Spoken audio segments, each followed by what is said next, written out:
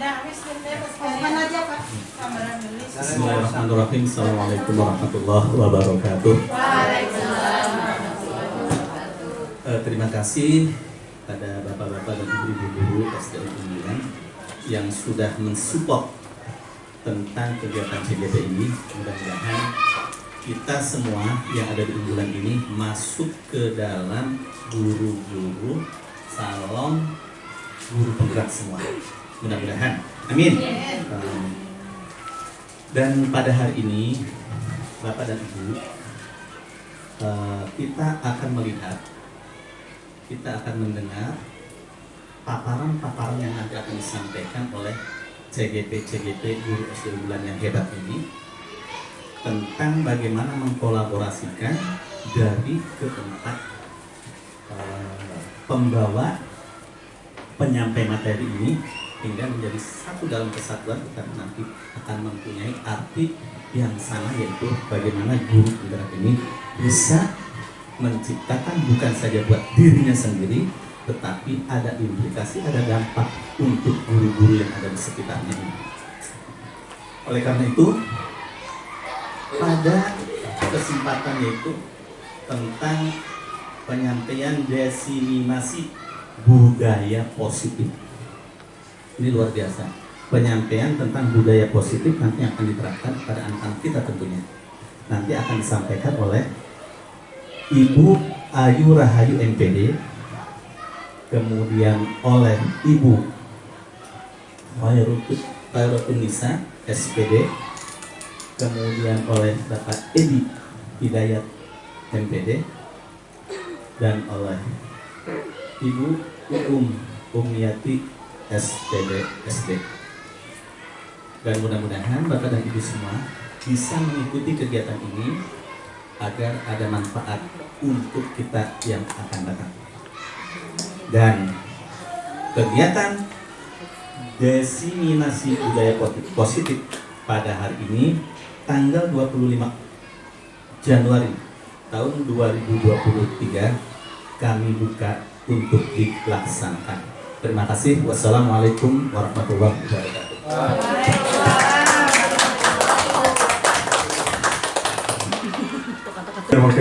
Assalamualaikum warahmatullahi wabarakatuh. Waalaikumsalam warahmatullahi wabarakatuh. Terima kasih kami ucapkan kepada Bapak Ibu Guru dan Bapak Kepala Sekolah yang sudah bersedia dan hadir dalam kesempatan kali ini dalam kegiatan diseminasi budaya positif dari CGP atau calon guru penggerak UPTD SDN Unggulan. Untuk materi pertama akan saya sampaikan yaitu tentang 5 posisi kontrol. Ya, mungkin bacanya harus hati-hati. Nah, apa saja posisi kontrol yang bisa dilakukan oleh guru? Jadi maksud dari posisi kontrol ini adalah bagaimana guru ketika menghadapi keadaan siswa di kelas, biasanya yang ada masalah. Nah, menurut seorang pakar yaitu Dr. William Glasser, ada 5 posisi kontrol yang biasa dilakukan oleh seorang guru di kelas ya, atau di sekolah, ataupun oleh orang tua kepada anaknya. Yaitu kelimanya adalah, pertama adalah posisi kontrol sebagai penghukum, yang kedua adalah posisi kontrol pembuat rasa bersalah, yang ketiga adalah posisi kontrol sebagai teman, yang keempat adalah posisi kontrol sebagai pemantau, dan yang terakhir posisi kontrol sebagai manajer. Nah, apa saja pengertian dan bagaimana penerapannya kita bahas bersama-sama ya. Posisi kontrol yang pertama adalah penghukum.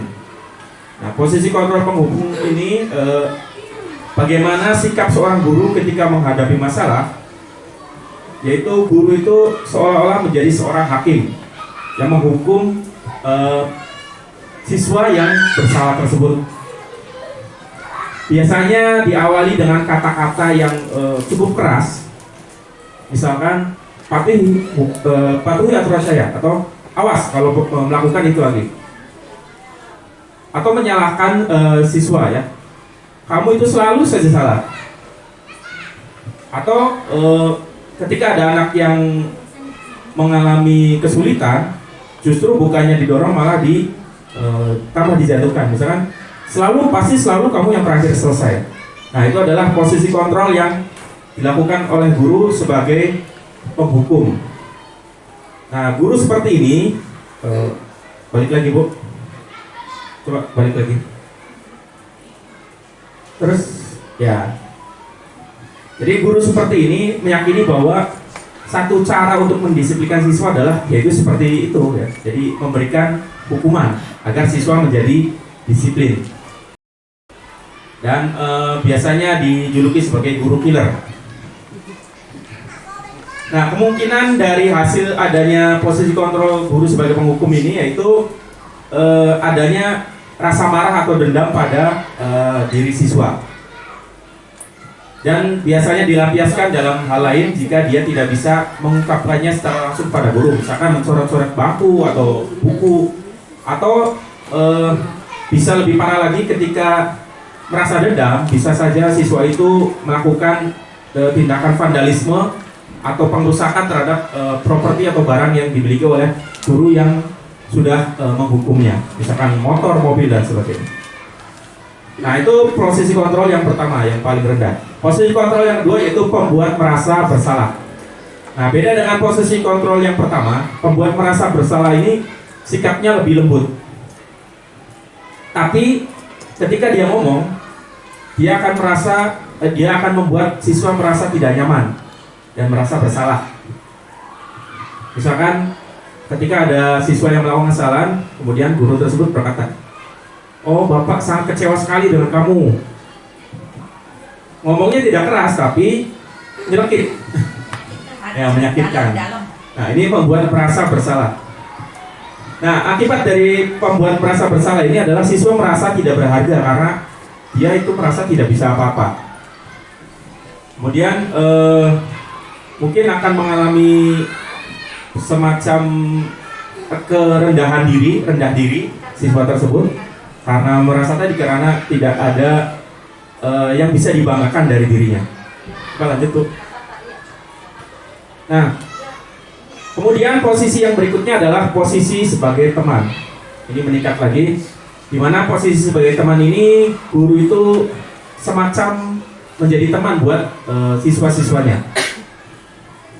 Memang ada positifnya ya, yaitu hubungan antara guru dan murid menjadi lebih akrab ya, betul. Kemudian tidak ada kecanggungan. Ya. Biasanya posisi sebagai teman ini ditandai dengan kata-kata misalkan, "Ayolah bantu," atau "Apa kamu tidak ingat bantuan Bapak selama ini?" Ya, jadi semacam teman saja buat siswanya. Nah, tapi ada sisi negatifnya juga, di mana posisi sebagai teman ini mengakibatkan siswa itu terlalu over over atau berani terhadap guru. Kemudian ketika berhadapan dengan guru lain yang dirasa bukan temannya, dia tidak akan melakukan apa yang diminta. Nah, jadi posisi sebagai teman ini ada baiknya tapi ada jeleknya juga. Jadi kita harus berhati-hati ketika menerapkan posisi kontrol sebagai teman. Meningkat lagi yaitu posisi kontrol sebagai pemantau. Nah, pemantau sendiri kalau dalam KPPI itu artinya mengawasi ya. Artinya guru sebagai pemantau itu selalu bertanggung jawab atas perilaku siswa-siswanya dengan cara memantau berdasarkan aturan-aturan yang ada. Jadi ketika ada siswa yang melakukan kesalahan atau melanggar peraturan, maka guru tersebut langsung memberikan teguran atau hukuman yang sesuai dengan aturan yang ada. Berbeda dengan penghukum atau pembuat rasa bersalah, pemantau itu hanya memberikan pernyataan yang sesuai dengan peraturan yang ada. Jadi tidak membuat siswa merasa dihukum atau tidak membuat siswa merasa bersalah. Hanya ketika ada kesalahan, maka guru tersebut akan mengingatkan kepada murid bahwa aturannya memang seperti itu, maka harus diperbaiki. Nah, hasil dari pemantau ini, siswa akan menjadi lebih tahu atau konsekuen dengan aturan-aturan yang ada. Kalau dia melanggar maka dia akan menerima hukuman dan siswa akan menerima.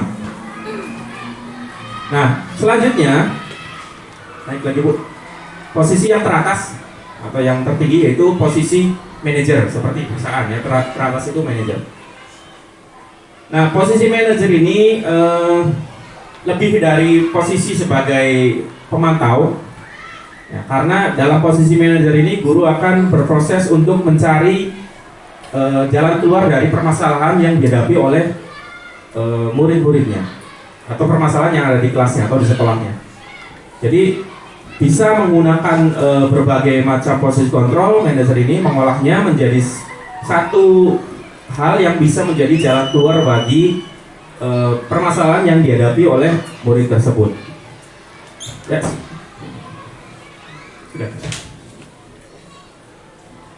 Sudah habis ya. Oke, baik. Terima kasih.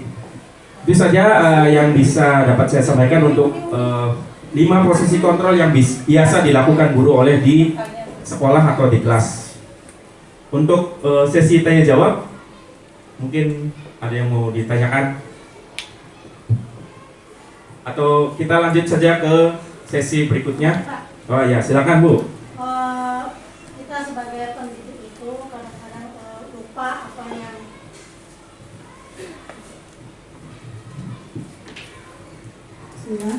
mau nanya nih Pak Edi, kita kadang-kadang sebagai pendidik itu kadang-kadang posisinya itu entah apa yang harus disikapinya menghadapi siswa yang mempunyai masalah di kelas ya.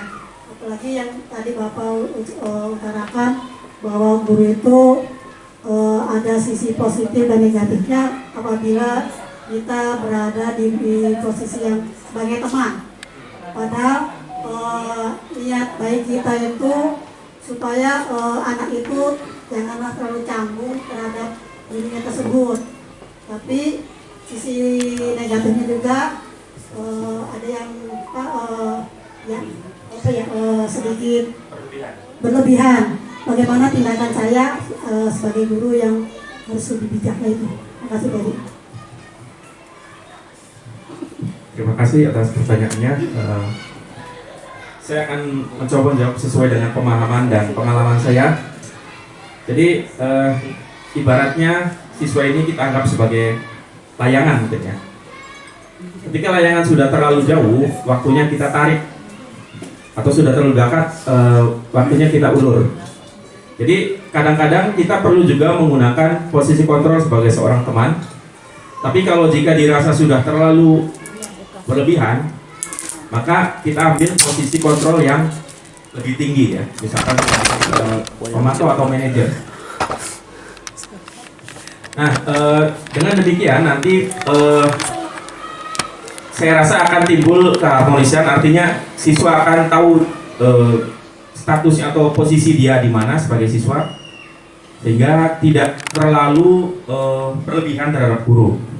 Nah, jadi kita tahu diri saja kapan kita waktunya menggunakan posisi kontrol sebagai teman dan kapan kita menggunakan posisi kontrol kita sebagai seorang manajer. Ya, itu saja mungkin menurut pemahaman saya. Terima kasih. Saya rasa karena waktu juga untuk sesi pertama ini saya akhiri dengan ucapan alhamdulillahirobbilalamin. Bila taufiq wal hidayah. Wassalamualaikum warahmatullahi wabarakatuh. Waalaikumsalam warahmatullahi wabarakatuh. Selanjutnya dilanjutkan oleh Ibu Nisa tentang apa Bu Nisa? Segitiga. Assalamualaikum warahmatullahi wabarakatuh. Sebelumnya saya ucapkan banyak terima kasih kepada rekan-rekan yang sudah meluangkan waktunya untuk mengikuti kegiatan ini. Saya tidak banyak yang akan disampaikan.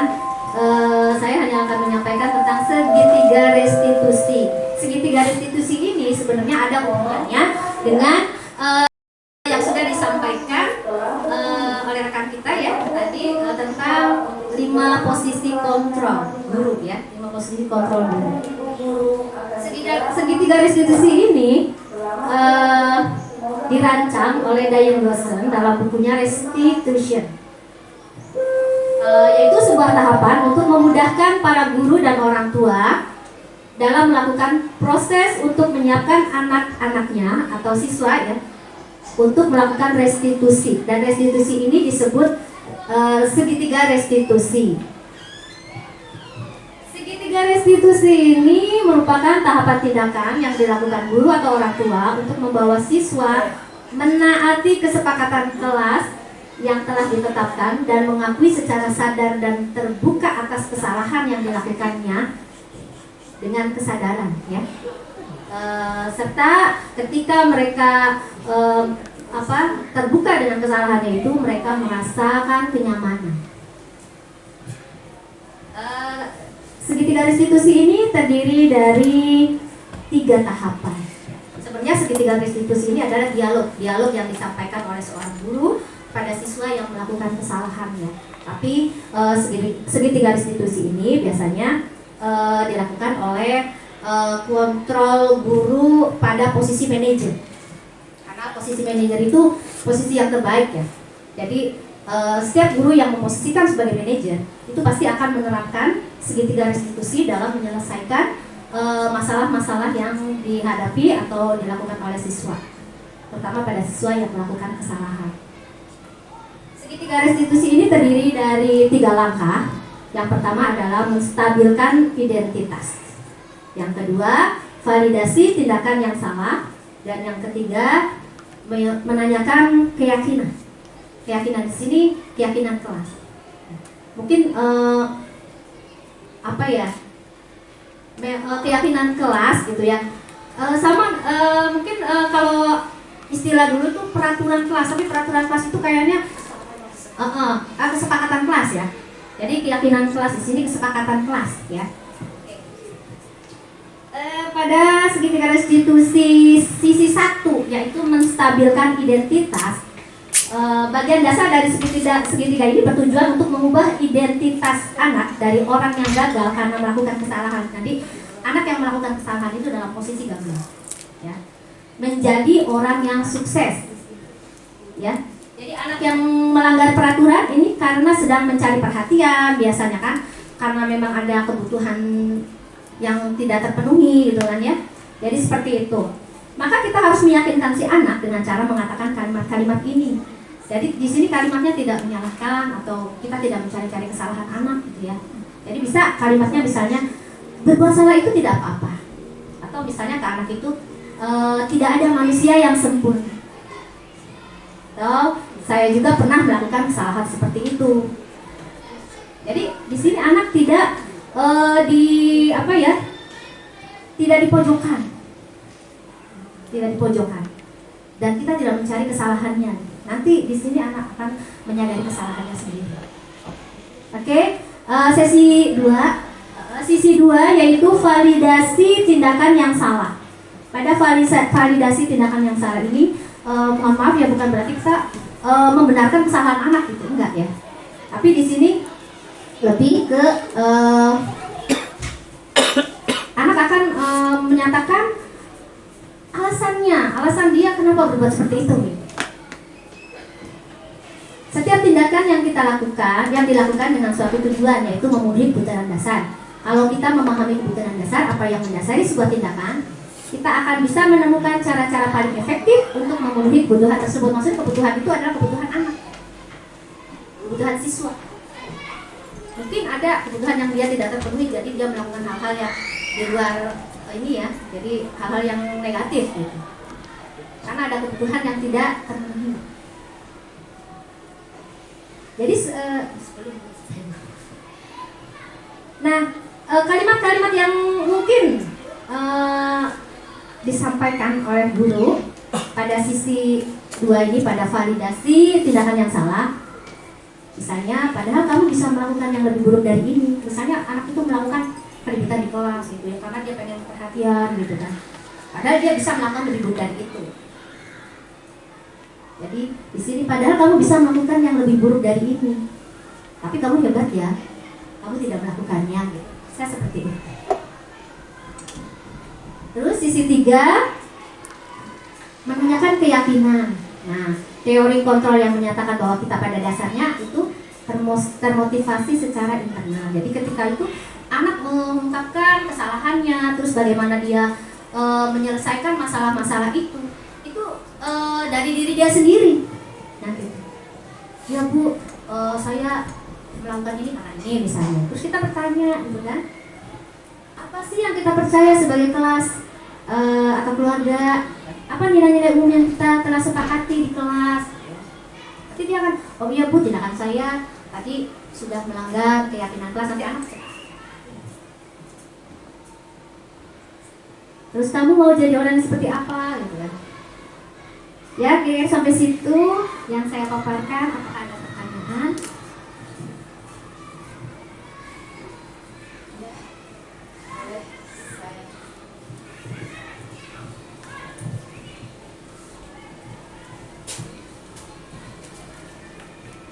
Bismillahirrahmanirrahim. Terima kasih atas waktunya untuk bertanya. Saya mendengarkan paparan-paparan ini yang tadi yang judulnya segitiga restitusi. Karena kita sebagai pengajar di kelas bawah, ini materi atau model ini seperti ini luar biasa. Kalau memang seperti ini bisa diterapkan di sekolah kita, terutama di kelas bawah, ini luar biasa hebat dan itulah sempurna kelas kita. Namun ini saya yang ada sedikit. Nah, apakah penerapan segitiga restitusi ini bisa diterapkan di kelas kita? Sedangkan kelas kita itu tidak semua, baik dari sisi kemampuannya, IQ-nya atau kejujurannya, tahap-tahapannya tidak semua rata ya. Bagaimana bisakah diterapkan seperti yang kita inginkan yang tadi Bu Nisa paparkan, penerapan segitiga restitusi ini? Mohon penjelasannya. Terima kasih.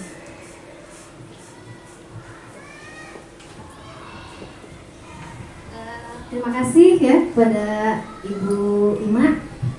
Saya mencoba menjawab sesuai dengan apa yang sudah saya dapat gitu ya, sebatas kemampuan saya. Begini ya, untuk di kelas rendah ini juga sangat bisa sekali. Tapi mungkin masalahnya di sini Ibu Ima, kalimat-kalimat yang tadi mohon di ya. Mungkin kalimat-kalimatnya untuk kelas rendah memang mungkin tinggi gitu ya. Jadi anak kurang mengerti nanti pertanyaan kita, malah nanti bingung jawabnya apa gitu ya. Ketika kita menanyakan kesepakatan kelas apa gitu kan? Iya. Jadi memang sebelumnya pada awal kita ke kelas gitu ya, kelas awal kan nanti kita buat kesepakatan kelas dulu gitu kan. Nah, terus untuk kalimat-kalimatnya itu tidak harus seperti ini gitu kan, disesuaikan aja. Jadi bisa dirubah gitu, asal kita tidak keluar dari jalur inilah, tidak koridornya gitu kan. Maksudnya kalau di menstabilkan identitas itu contohnya seperti ini. Jadi jangan sampai keluar, tapi maksudnya benar gitu kalimatnya kita buat kira-kira anak ngerti gitu, paham dengan bahasa kita, diperluas lagi nggak apa-apa. Dengan bahasa yang mungkin lebih sederhana lagi. Karena kan anak kelas rendah kan, kalau ini untuk anak kelas tinggi mungkin ngerti gitu ya. Tapi kalau untuk anak kelas rendah kan kayaknya masih, ya mungkin anak kita ajukan pertanyaan-pertanyaan karena nanti bingung juga kalau kita nggak memakai bahasa yang dimengerti anak. Nah, saya kira itu. Iya. Terima kasih atas penjelasannya. Sama-sama. Demikian yang saya sampaikan. Terima kasih. Billahi taufiq wal hidayah. Wassalamualaikum warahmatullahi wabarakatuh.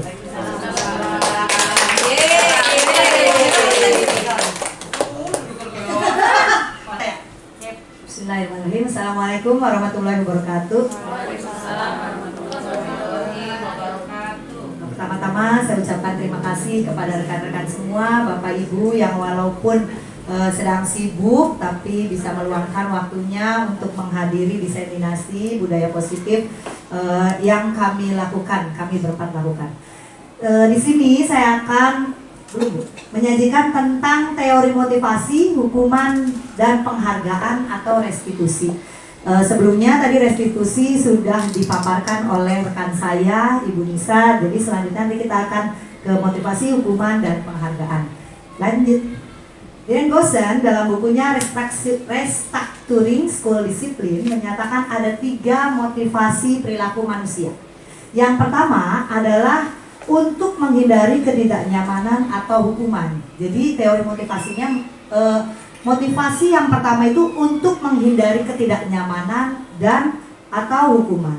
Ini adalah tingkatan terendah dari motivasi perilaku manusia. Biasanya orang yang motivasi perilakunya untuk menghindari hukuman atau ketidaknyamanan akan bertanya, apa yang akan terjadi apabila saya tidak melakukannya? Sebenarnya mereka sedang menghindari permasalahan yang mungkin muncul dan berpengaruh pada mereka secara fisik, psikologis maupun tidak terpenuhinya kebutuhan mereka. Bila mereka tidak melakukan tindakan tersebut, motivasi ini bersifat eksternal. Yang kedua, yaitu untuk mendapatkan imbalan atau penghargaan dari orang lain. Yang pertama, untuk menghindari ketidaknyamanan atau hukuman. Yang kedua, untuk mendapatkan imbalan atau penghargaan dari orang lain. Satu tingkat di atas motivasi yang pertama. Di sini, orang berperilaku untuk mendapatkan imbalan atau penghargaan dari orang lain. Orang dengan motivasi ini akan bertanya, apa yang akan saya dapatkan apabila saya melakukannya? Mereka melakukan sebuah tindakan untuk mendapatkan pujian dari orang lain yang menurut mereka penting dan mereka letakkan dalam dunia berkualitas mereka. Mereka juga melakukan sesuatu untuk mendapatkan hadiah, pengakuan, atau imbalan. Motivasi ini juga bersifat eksternal. Selanjutnya yang ketiga, yaitu untuk menjadi orang yang mereka inginkan dan menghargai diri sendiri dengan nilai-nilai yang mereka percaya. Orang dengan motivasi ini akan bertanya, akan menjadi orang seperti apa apabila saya melakukannya? Mereka melakukan sesuatu karena nilai-nilai yang mereka yakini dan hargai. Dan mereka melakukannya karena mereka ingin menjadi orang yang melakukan nilai-nilai yang mereka yakini tersebut. Ini adalah motivasi yang akan membuat seseorang memiliki disiplin positif. Karena motivasi berperilakunya bersifat internal, bukan eksternal. Hukuman, konsekuensi, dan restitusi. Dalam menjalankan peraturan ataupun keyakinan kelas, bila mana ada suatu pelanggaran, tentunya sesuatu harus terjadi. Untuk itu, kita perlu meninjau ulang tindakan penegakan peraturan atau keyakinan kelas yang kita selama ini. Tindakan terhadap suatu pelanggaran pada umumnya berbentuk hukuman atau konsekuensi. Kita langsung perhatikan tabelnya saja, Bu. Tabel, ya. Tabel perbandingan antara hukuman, konsekuensi, dan restitusi. Di sini tabelnya, sini. Biasanya yang ada yaitu hukuman.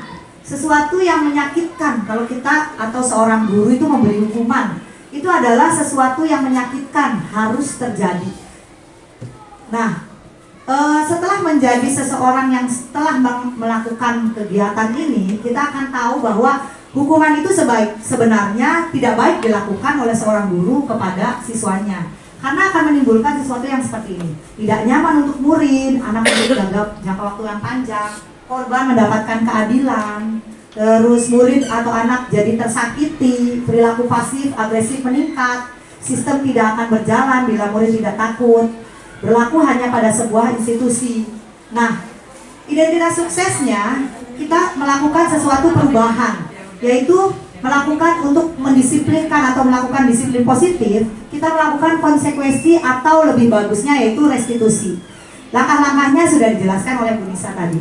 Nah, pada konsekuensi itu sesuatu yang harus terjadi. Tidak nyaman untuk murid atau untuk jangka waktu pendek. Misalnya, kamu melakukan sesuatu, ya konsekuensinya apa nih? Nah, itu tuh secara tidak langsung akan membuat tidak nyaman kepada seorang siswa. Korban diabaikan. Kadang-kadang, ya sudah, kamu sudah melakukan itu, konsekuensinya kamu harus begini, seperti itu. Terus penguatan hanya bertahan dalam jangka waktu yang pendek. Jadi anak-anak memang sudah tahu saya melakukan ini, konsekuensinya saya harus seperti ini. Tapi itu tuh penguatannya hanya bertahan dalam waktu yang pendek. Terus memerlukan monitoring dan supervisi terus-menerus dari gurunya. Tapi kalau kita sudah melakukan sebuah restitusi dengan langkah-langkah yang tepat, ada 3 sisi yang tadi. Restitusi merupakan pilihan, menguatkan untuk murid. Jadi kita tidak mengejas anak itu, kamu bersalah, kamu harus begini. Tapi kita tanya dalam dirinya, kamu melakukan apa tadi? Oh iya sih bagus, kamu hanya melakukan itu, padahal ada loh yang lebih berbahaya dari itu, tapi kamu nggak melakukan itu gitu. Jadi kita memberikan penguatan kepada mereka. Terus kamu melakukan itu, iya ibu juga pernah, kalau marah ibu begitu. Nah, tapi kita menguatkan kepada mereka bahwa kamu itu bukan satu-satunya orang yang bersalah, orang yang pernah melakukan kesalahan. Jadi kita bangun kekuatan atau kepercayaan diri mereka dengan langkah-langkah restitusi. Jadi tidak dengan hukuman, tidak dengan konsekuensi. Korban mendapatkan ganti. Terus murid atau anak mendapatkan penguatan kayak tadi, dikuatkan. Iya ibu juga kalau misalnya diajak terus ibu juga bakal marah sih. Kamu juga marah ya? Iya, jadi dia bukan satu-satunya orang yang marah ketika diejek oleh temannya. Bu Ayu juga pernah gitu, gurunya juga pernah. Jadi hal-hal yang seperti itu memberikan penguatan kepada mereka sehingga mereka tidak merasa tersakiti atau diasingkan atau diabaikan seperti itu. Terus masalah menjadi terpecahkan karena dengan langkah-langkah restitusi guru mengajak untuk mereka, nah kalau sudah begini jadi bagusnya seperti apa nih gitu. Jadi keluar ide atau gagasan memperbaikinya itu kita gali dari siswanya sehingga memungkinkan siswa untuk tidak melakukan hal tersebut kembali. Ini negatifnya. Kalimat-kalimat seorang penghukum, awas kalau dilakukan lagi ya, nanti awas kamu. Itu kan biasa terjadi nih dalam keseharian kita nih, ancam nih, dihukum nih. Nah, terus kalau konsekuensi, lakukan apa yang saya katakan karena dia melakukan ini konsekuensinya ini nih, karena sudah tahu gitu, udah ada peraturan. Nah ini bedanya peraturan dengan keyakinan kelas. Jadi kalau keyakinan kelas kan mereka meyakini bahwa itu tuh bagus untuk kita, tapi kalau peraturan hanya sebatas peraturan, kalau melanggar kita konsekuensinya ini. Tapi kalau dengan restitusi, itu apakah hal ini yang sesungguhnya ingin kamu lakukan? Memang kamu marah-marah tuh bagus, kamu suka marah-marah, kamu pengen melakukan ini terus-terusan. Akhirnya kita bawa mereka untuk menguatkan dirinya bahwa kegiatan yang mereka lakukan itu tidak baik untuk dilakukan terus oleh mereka gitu, seperti itu. Terus mode paksaan, kalau negatif kan, kalau hukuman kan modenya paksaan. Lakukan itu, misalnya kamu bersalah, kamu salah nih, ayo, hukumannya ini nih. Nah itu kan paksaan. Tapi kalau kalau di konsekuensi stimulus respon. Tapi kalau di positif itu teori kontrolnya, dikontrol dia, ya, dikontrol dia tuh. Kamu tuh nggak boleh begini tuh, nah. Atau kita tidak menyebutkan tidak boleh begini, tapi memang benar ya kamu melakukan ini, gitu. Nah, pokoknya dikontrol dia emosinya gitu, terus dikuatkan bahwa kamu tuh nggak satu-satunya orang yang melakukan kesalahan, teman-teman kamu pernah, bahkan gurunya juga pernah gitu. Terus mendorong menyalahkan diri kalau hukuman. Terus konsep diri buruk. Kalau konsekuensi mendorong kepatuhan, konsep diri baik. Nah kalau restitusi itu mendorong disiplin positif malah, jadi malah mereka tuh menyadari kesalahannya, tidak melakukan lagi, dan dia berpikir dan dikuatkan, ya jadi saya juga bukan satu-satunya orang yang salah, tapi saya melakukan kesalahan pada hari itu gitu. Tapi saya akan memperbaikinya nih, karena guru memang melakukan langkah-langkah menstabilkan identitas. Jadi setelah ini kamu pengen apa nih, perbaikinya bagaimana? Udah bu, saya memperbaiki lagi seperti itu. Konsep diri kuat. Seperti itu. Nah ini. Jadi hukuman bersifat tidak terencana atau tiba-tiba. Anak atau murid tidak tahu apa yang akan terjadi dan tidak dilibatkan. Hukuman bersifat satu arah dari pihak guru yang memberikan dan murid yang hanya menerima suatu hukuman tanpa melalui suatu kesepakatan atau pengarahan dari pihak guru baik sebelum atau sesudahnya. Hukuman yang diberikan bisa berupa fisik maupun psikis. Murid atau anak disakiti oleh suatu perbuatan atau kata-kata.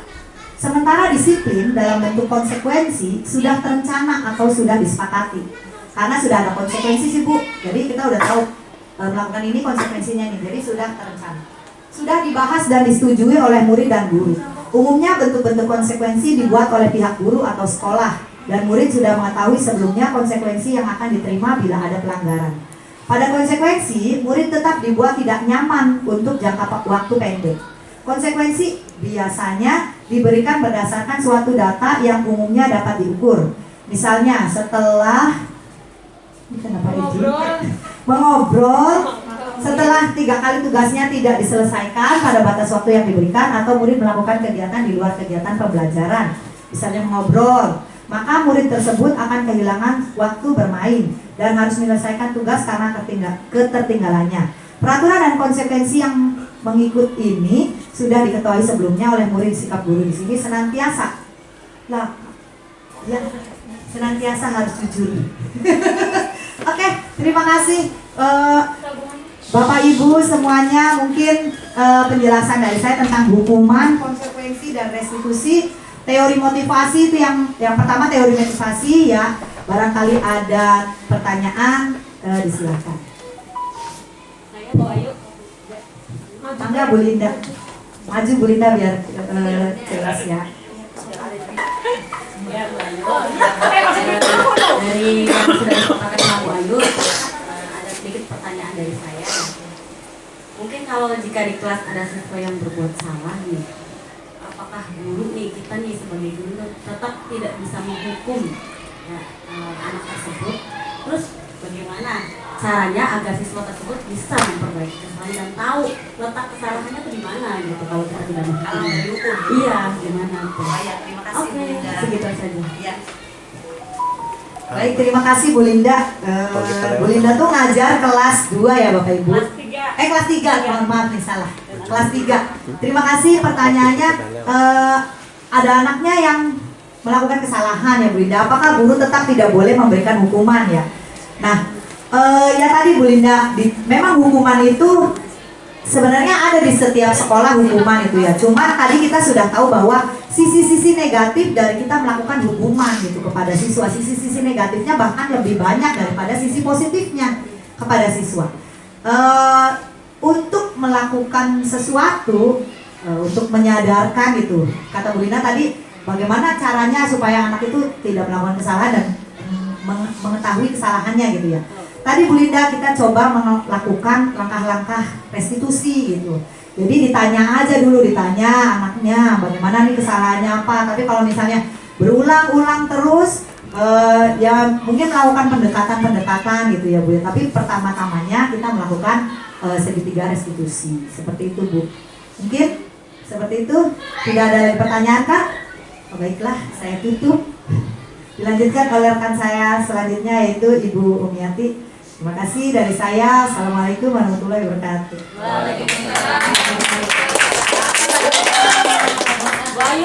Bismillahirrahmanirrahim. Assalamualaikum warahmatullahi wabarakatuh.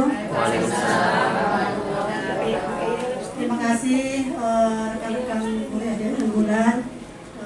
Di sini saya bersama empat rekan saya yang sama-sama CGP, bersama Bu Ayu Rahayu, Pak Edi Hidayat, Bu Protinisa.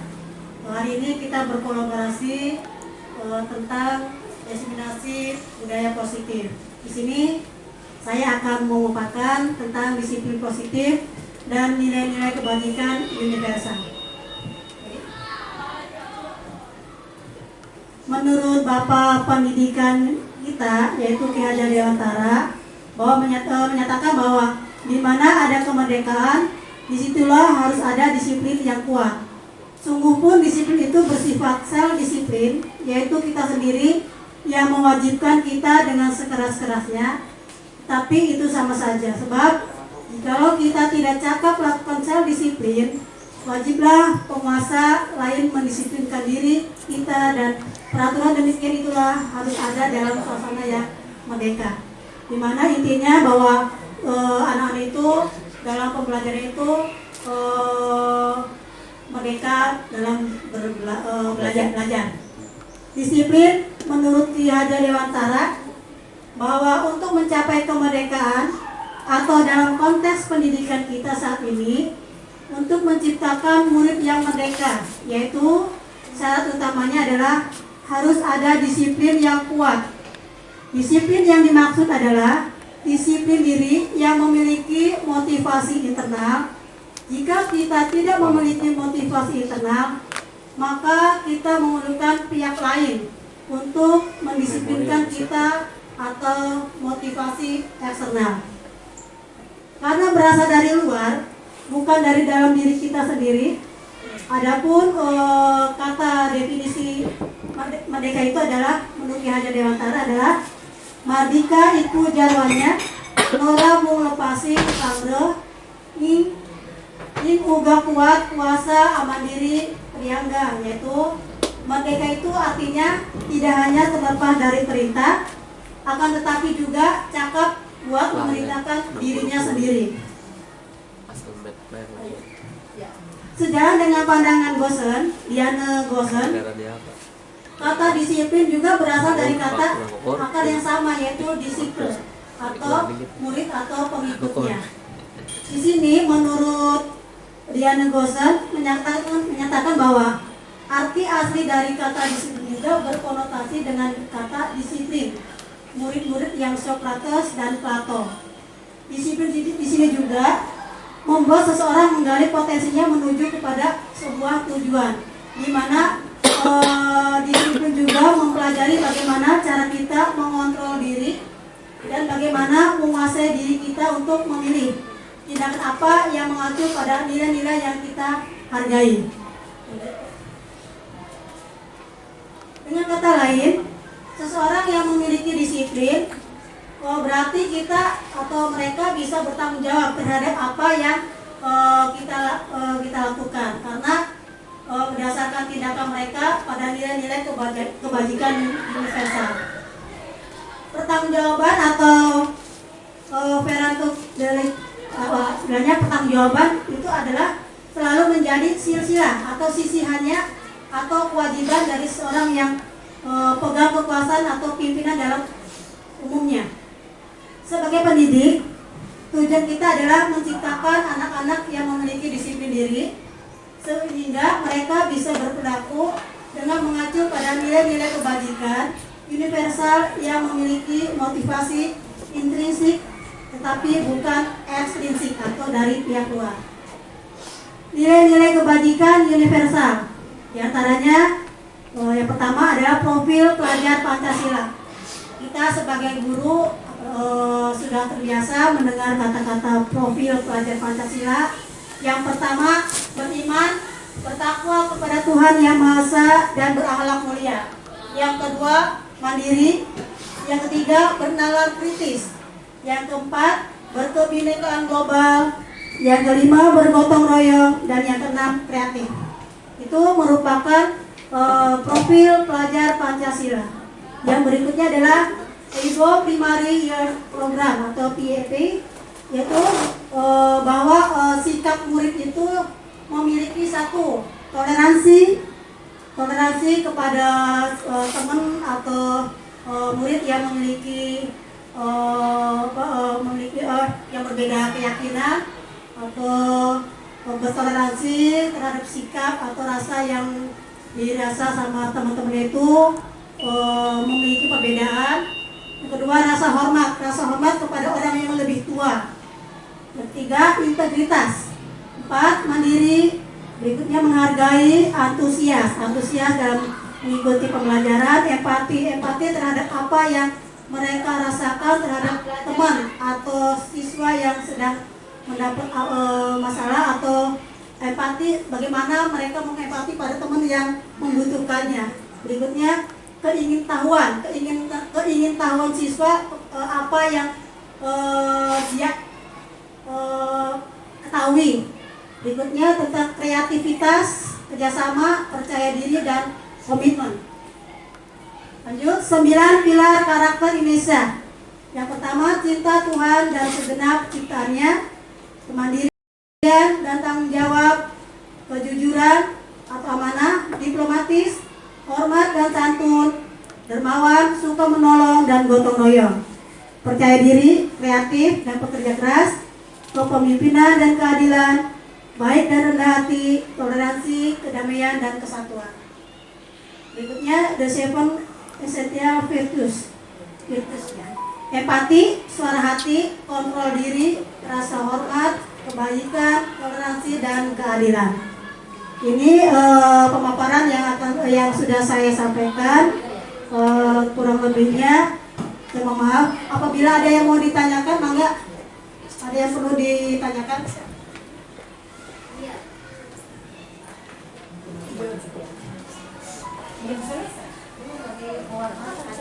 Rekan.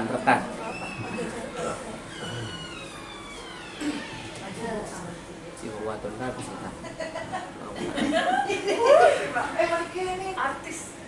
Pak Hero tanya Pak Hero. Baik Ibu, terima kasih atas kesempatannya. Di sini saya hanya ingin menanyakan ya, tadi tentang disiplin ya, tentang disiplin.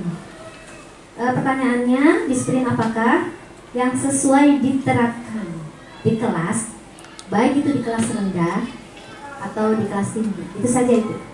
Mohon penjelasannya. Baik, terima kasih Bu Lisa atas pertanyaan yang diberikan untuk saya. Kesepakatan apa? Kesepakatan disiplin. Disiplin apakah? Yang sesuai Yang sesuai diterapkan di kelas? Iya. Di sini disiplin apa yang diterapkan di kelas? Di sini saya sebelum melaksanakan pembelajaran atau awal dari pembelajaran kita mengadakan kesepakatan kelas.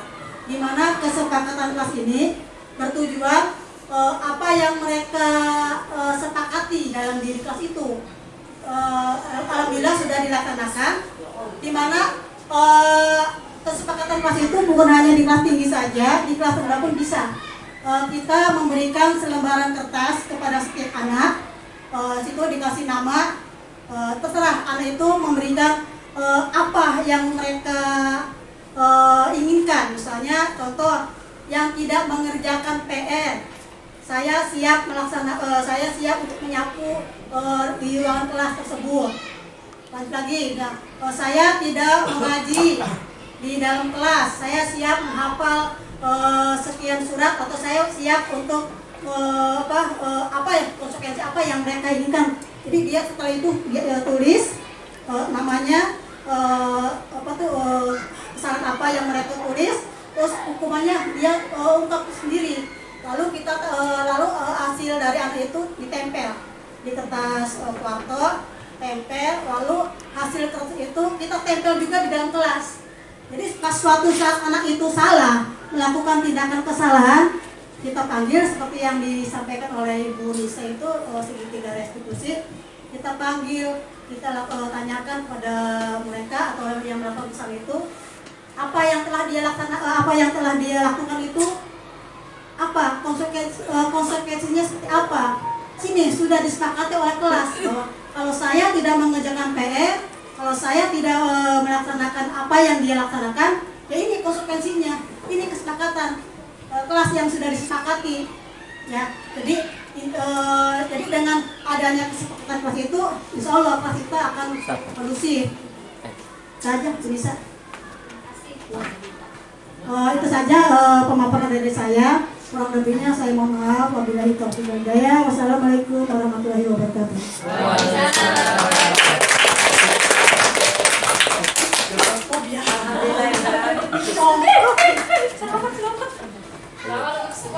Bulintang, maju Bulintang. Baik Bapak dan Ibu semuanya, terima kasih atas waktunya, terima kasih atas kesediaannya. Mohon maaf, ini Bapak Kepala Sekolah sedang ada kegiatan. Jadi kegiatan diseminasi hari ini, mari kita tutup bersama-sama dengan mengucapkan hamdalah. Alhamdulillahirobbil alamin. Terima kasih, mudah-mudahan apa yang kita dapatkan bermanfaat untuk pengajaran kita di waktu yang dekat, waktu yang akan datang. Amin ya robbal alamin. Terima kasih. Wassalamualaikum warahmatullahi wabarakatuh. Ya silakan.